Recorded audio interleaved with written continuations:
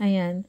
So, this one, pag suot nyo to, eto, bihira po kasi ito magkakaroon ng bracelet. So, this one. Ito yung hinahanap-hanap ko, magagamit ko siya sa tarot reading. Bakit? Mostly sa mga tarot reader, ito ang ginagamit. May sing-sing nito or stone. Mostly ang ano nito stone at saka tambol.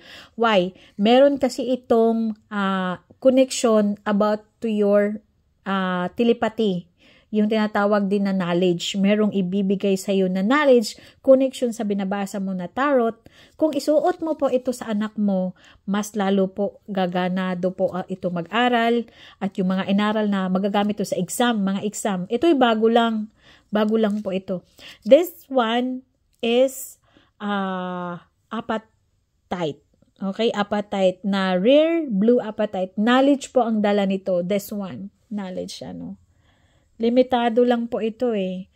Eto, 9 lang po ang available nito. Silang mic, wala po ito. Wala. Stone lang po sila doon. Nag-asa ko about the bracelet, wala. Alam niyo, 2 to 3 hours kung binahi ito sa bagong store. Doon, ito lang talaga ang pinunta ko at yung rutilated quartz. Kasi ang rutilated quartz, yun ang nagpapayaman sa tao. Ito kasi knowledge ang dala nito. Knowledge po is makapangyarihan. Why? Dito po may ibubulong sa'yo kung ano ang dapat mong gawin. Ito din po, pag sa trabaho, like example, kakabago mo lang, instruction ng instruct, meron akong sing-sing nito. Pakita ko sa inyo mamaya. Ito, kompleto ako nito, sing-sing, tambol, at saka yung malaki na stone. Ngayon, tuwang-tuwa ako, nakakuha ako ng bracelet. Why? Maganda po talaga ang bracelet kasi direct yan sa iyong nerves. Ito, the best. At ito naman pong tatlo ang bihira. May bihira eh. Ito, abundance naman ang dala nito. Okay? So, ito. Yes, Mama Isula. This one, eto 9 pieces lang po ito. Eto, pag suot mo to, like example, sa anak mo, nag-aaral, wala siyang interest sa kanyang binabasa, wala siyang interest sa tinuturo sa teacher, ito po ay nakakatulong para ma-recall, parang computer yung kanyang utak. Like example, wala siya sa attention. Tapos andun lang siya, parang nakatutok lang, ganun. Pero marirecall at marirecall yan sa utak niya pag suot niya ito tuwing nasa school siya. Ito. Isa sa dahilan kumuha ako nito sa estudyante ko. And me. Kasi nga cesarean ako eh. So pag ang cesarean makakalimutin. Kaya isa ito sa kinuha ko. Knowledge po ancient. Especially po sa mga wala kang kaalam-alam or like example may history dyan. May biglang mag-pop up sa utak mo. Konektado kasi ito sa universe. At mga ancient stone po ito. Knowledge ang ibigay to sa inyong buhay. Especially sa mga bata. And ikaw na, like example, you like new ideas sa negosyo mo, new ideas sa trabaho mo, new ideas paano patakbuhin ang buhay mo. Ito ang suotin mo.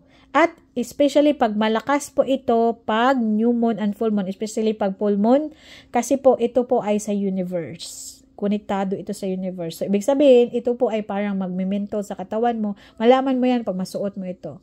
This one, knowledge po ang dala nito. 9 piraso lang po ito. Ang nakaganda lang itong 4-5 something. Ito, light.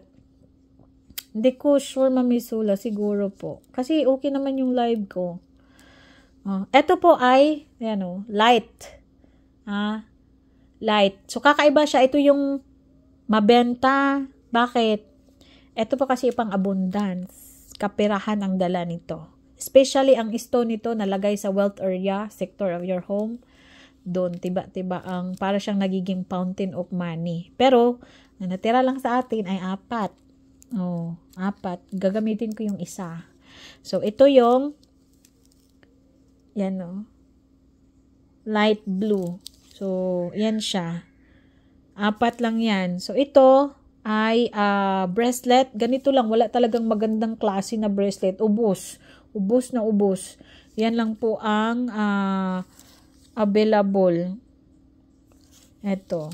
So, ito ang kunin nyo if you need money. And if you need knowledge, At saka, especially po, mga diskarte na kailanman hindi yung panaisip. Ito maganda. Maganda po talaga to. Reminders lang, huwag niyong suotin pag matutulog kasi gising ang diwa mo.